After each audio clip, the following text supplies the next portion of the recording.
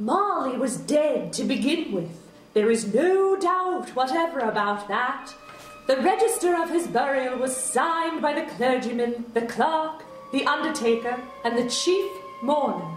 Scrooge signed it. Maureen, if you continue to narrate, I will decrease your surplus population. I hope you're boiled in your own pudding and buried with a stake of holly in your heart. Take me for what I am.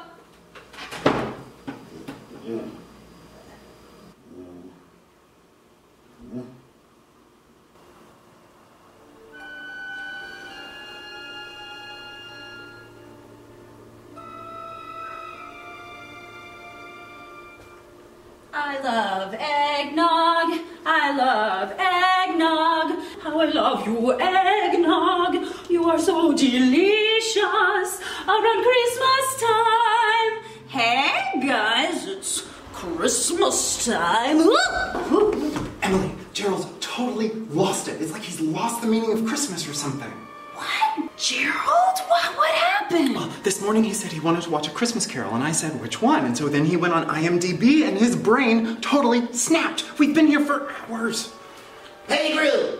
Back to work with you. He wants me to rank every actor that's ever played Scrooge, from Alistair Sim to Tori Spelling. That's right. I'm not paying you to chitter-chatter with the local strumpet. You are not paying me at all. See what I mean?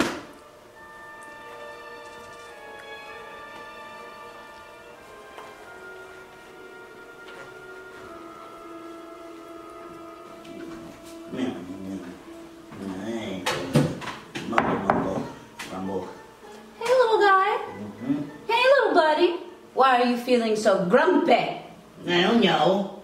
Why are you wearing 10 scarves? We're in California. It's 70 degrees. Because it's Christmas time. Humbug, humbug, humbug. Gerald, hey, what if we watch a musical version of A Christmas Carol? The Muppets one? No, but it has a score by a Broadway composer. Oh, the Alan Menken one. No, it has a young guy playing Ebenezer. Oh, the Jim Carrey one. No, I'm talking about Scrooge! The Bill Murray one. Good! No! Every time! Scrooge. Oh. Stealing focus! Greetings, Broadway babies. I'm Emily. I'm Tripp. And I'm a humbug. That's Gerald.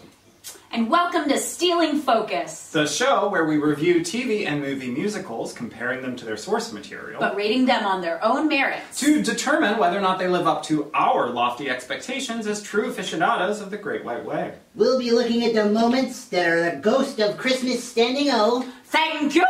the ghost of Christmas slow clap, Come over here, you weird little man. and the ghost of Christmas CARRIE-THE-MUSICAL. Can I play with madness?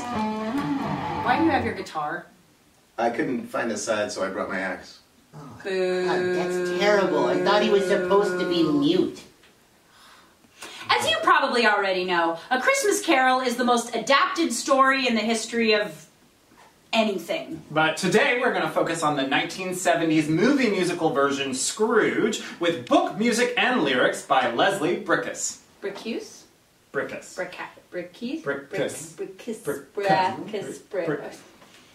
Bricusse. Bricusse, whatever his name is, he's known for writing the Broadway musicals Stop the World, I Want to Get Off, and The Roar of the Grease Paint, The Smell of the Crowd. But you probably know him as the guy who wrote the scores to the movie musicals Dr. Dolittle, Victor Victoria, and Willy Wonka and the Chocolate Factory. Not to mention receiving an Oscar from Cher. A lot of Bricusse's musicals were films first, Broadway later, and Scrooge is no exception. The film stars Albert Finney as Ebenezer Scrooge and Sir Alec Guinness as Jacob Marley Wan Kenobi. Finney won a Golden Globe for Best Actor, and the film itself is nominated for 4 Academy Awards, including Best Original Song. The movie, though, has been lost in the shuffle, and Bricusse has been criticized for the derivative score, especially considering it came out 2 years after the wildly successful film Oliver. More on that later. There's more gravy than a grave about all he is. What makes this adaptation any different or special than the bajillions of other versions? Oh, well, let's take a look. This is... Happy Christmas, Uncle Ebenezer. What right do you have to be dismal? What right do you have to be morose? You're rich enough. Maureen, we are reviewing here. Good afternoon. And it's beginning to snow. Roger, how long is she gonna be sleeping on our couch again? This is Scrooge.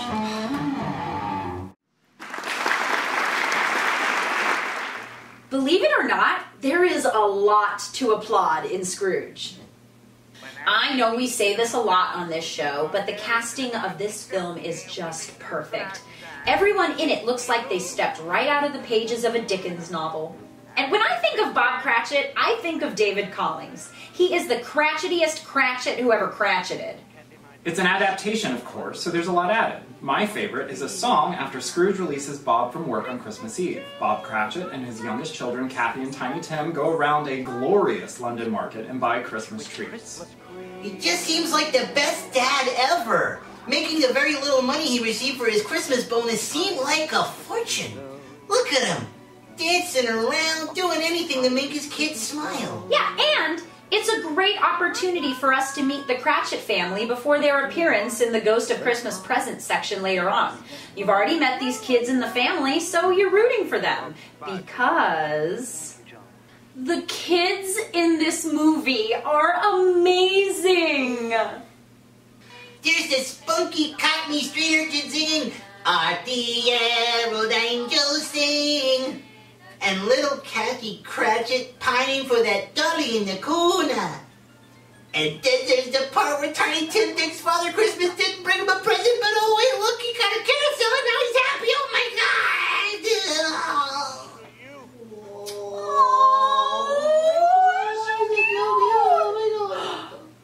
Oh, Tripp! God bless us, everyone! I'm just tearing up over the set design, that's all! From the streets of London to Scrooge's dismal flat to Scrooge's freezing office in hell designed by Melania Trump, I watched this movie for the set design. And the sweaty, shirtless, chain-making devils, not to mention the Ghost of Christmas Present, or should I say Daddy Christmas Present, but mostly the set design. Going back to the casting, Edith Evans and Kenneth Moore are a delight as the ghosts of Christmas past and present. And I love when Mrs. Cratchit realizes that Father Christmas is actually Scrooge. But let's talk about the most important character in the film, Albert Finney as Ebenezer Scrooge. There's a reason Finney won critical acclaim for his portrayal of Scrooge. He's icy and cruel when he needs to be, but also sympathetic and joyful. Scrooge at Fred's party deserves an Oscar alone. And get this, Albert Finney, he was only 34 years old at the time. What? Yeah. That's younger than Carol Channing. It's true. There's also the good stuff you want from a big musical like this. High-energy choreography, great performances, catchy songs, and the score. It has my theme song, I Hate People. Most of the songs are so very satisfying, so intensely British, and so very Christmas. There are a lot of songs that I'm frankly surprised aren't covered or replayed more often around the holidays. The title song, A Christmas Carol, and the cheeky Father Christmas are just screaming for a Kelly Clarkson or Lady Gaga redo. Moreover, it's just a good adaptation. They stick to the important beats, the stuff they add only deepens our connection, and they include a lot that other adaptations leave out, including Jacob Marley taking Scrooge for a flight with the ghost over London, and later meeting him in hell. Literally. Which makes way more sense than just a tombstone. Let's face it, we're all gonna die, but going to hell, if you believe in that kind of thing, yeah, that'll mess with you. And speaking of Jacob Marley, Sir Alec Guinness plays Jacob Marley and, well, let's let his performance speak for itself. It's humbug, I tell you. It's a lot of...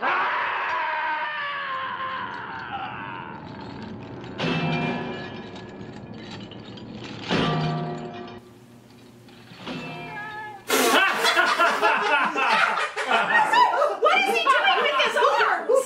I don't know. I mean, he's making choices. He's like the Tommy Wiseau of Jacob Marley's.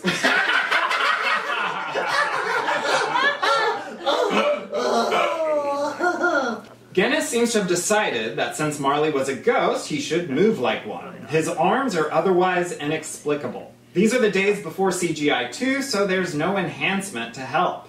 Nope, just old Jedi mincing like I haven't seen since the Abbey last Friday night. Also, can we talk about the literal rat tail on his head? His whisper singing is so silly, too. This feels less like a choice and more like Guinness going, to hell with it, I'll just knock back a pint and Rex Harrison my way through this sucker. And speaking of the songs, the score. Huh? I thought you liked it. We do, but there's a couple clunkers. I Like Life has a catchy melody, but the lyrics are so dumb. They sound like they were written by Barney the dinosaur. I like life, life likes me, life and I fairly fully agree. And December the 25th is so annoying. I'd almost prefer Jellicle Cats. Almost. Seriously, Gerald, I cannot hear the song December the 25th without yelling, correct, right afterwards. It's a real problem. I've lost friends over it. And in the grand tradition of A Christmas Carol adaptations, Belle's song is boring. And I always skip her scene.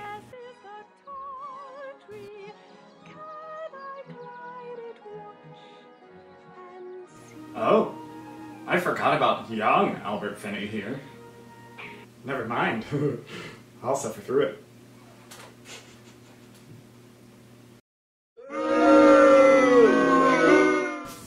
The score!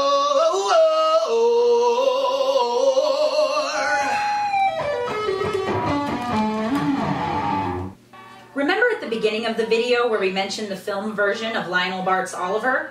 Well, that movie was a huge hit. It won numerous awards in 1968, including the Academy Award for Best Picture, making it the last movie musical to do so until Chicago won in 2002. So how did Hollywood capitalize on that sweet, sweet Dickensian musical money? Enter Scrooge, or as I like to call it, a very Oliver Christmas. Yep, just take a Charles Dickens novel, adapt it into a musical by a prominent British composer, throw in some high-kicking dance numbers and Cockney accents, and you're in the money. The influences from Oliver are everywhere. There's the charming street urchins, the hard-working folks selling their wares, a sweet, gentle little boy singing hopefully about love, intimidating gentlemen in very tall top hats, The use of the phrase, papa, and a lanky gentleman with a dark sense of humor leading the crowd in a delightfully ironic song. Oh, that reminds me.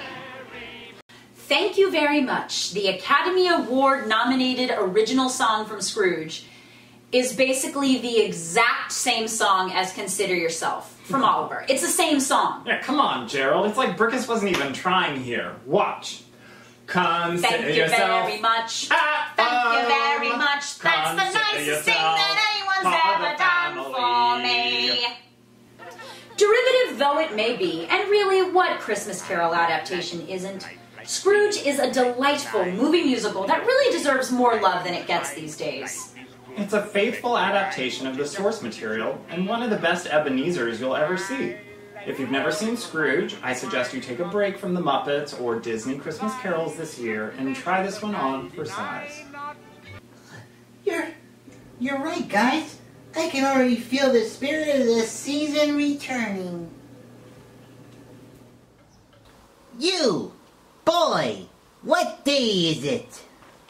Why, today, it's Christmas Day. Not you, Maureen.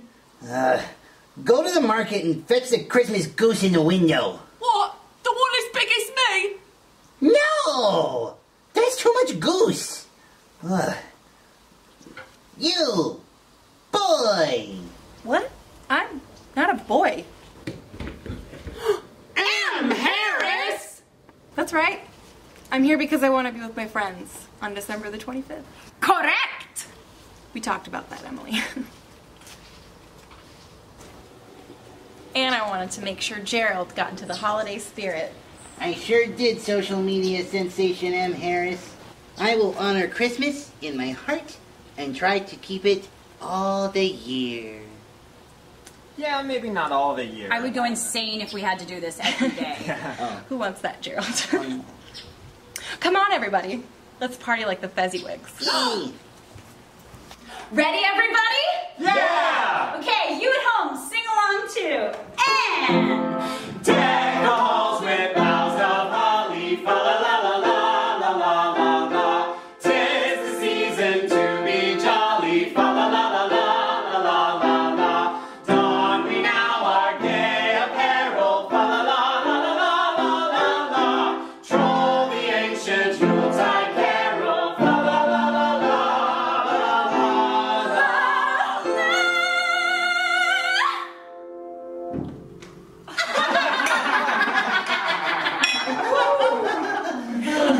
Thanks for watching our review of Scrooge. Yeah, be sure to subscribe and check back for our reviews of the best and worst movie and TV musicals. Oh, and if you like what you see, give us some comments in the comment section and tell us what musical you'd like for us to review. From all of us at Stealing Focus, we wish you a happy, Dramatic. And rockin'. holiday season. And a Happy New Year!